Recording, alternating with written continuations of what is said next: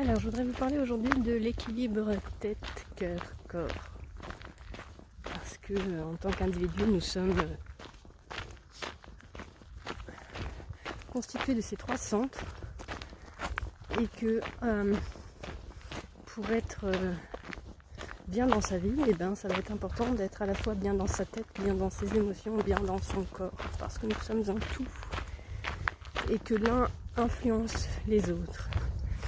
Donc évidemment, si on nourrit des pensées moroses, on va influencer aussi en nous des émotions pas forcément super agréables.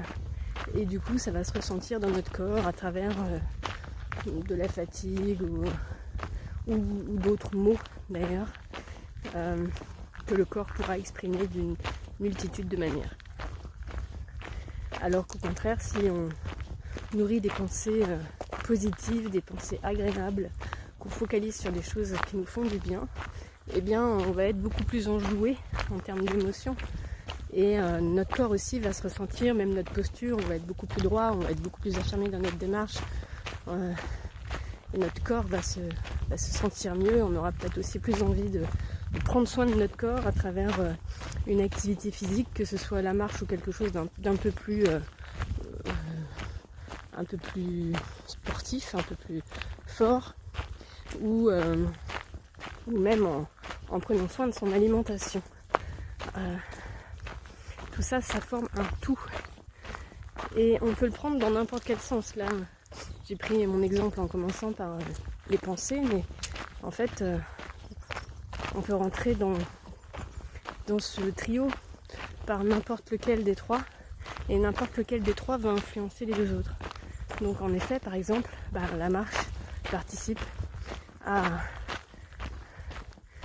laisser s'installer cet équilibre positif entre ma tête, mon cœur et mon corps, puisque tout en marchant, ça laisse émerger éventuellement des émotions désagréables ou des pensées désagréables, mais en même temps, ça va être dans le but de les libérer, de les accueillir, de les libérer pour pouvoir ensuite s'inscrire dans quelque chose de plus positif et de plus sympathique.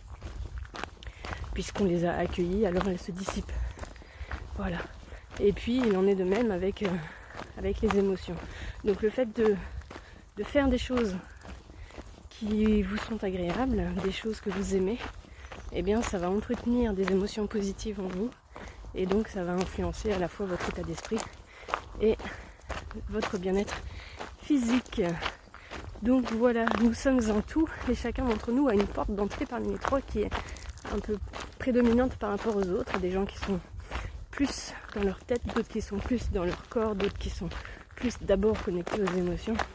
On est différents, et ça peut aussi expliquer certaines difficultés de compréhension qu'on peut avoir les uns envers les autres parfois, parce que si vous êtes plutôt quelqu'un de mental et que vous êtes en train d'échanger avec quelqu'un qui est plutôt émotionnel, et bien évidemment votre focus, votre réflexion va pas être la même, votre lien dans la relation va pas être le même, et peut-être que inconsciemment vous avez des attentes vis-à-vis de l'autre parce que vous pensez que tout le monde fonctionne comme vous. Et bien non, on est tous différents, et suivant notre porte d'entrée principale, voilà, pour d'autres ce sera le corps, et on va avoir des manières d'agir et d'être en relation avec les autres qui seront différentes. Voilà.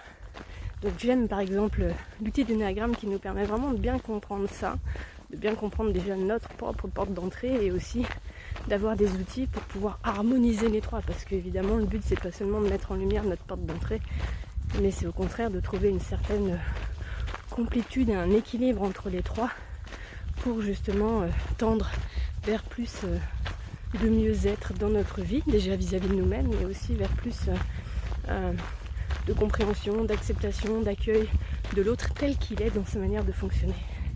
Voilà, donc cette réflexion autour des trois centres, la tête, le cœur, le corps. Et si ma réflexion vous a aidé, vous a plu, vous a éclairé, n'hésitez pas à mettre un petit pouce et à vous abonner. Je dis à très bientôt je continue ma marche vers Rocamadour pour aujourd'hui et joyeuse pendant quelques temps. Et si tu souhaites contribuer à mon voyage en m'offrant un sandwich, une nuit au camping, à l'auberge, un repas chaud, que sais-je, eh bien j'ai mis un lien PayPal en descriptif. Et évidemment toutes les contributions sont les bienvenues. Elles me permettent d'avancer chaque jour sur mon chemin et de continuer de partager avec vous les diverses réflexions qui me traversent l'esprit parce qu'on avance ensemble. À tout bientôt.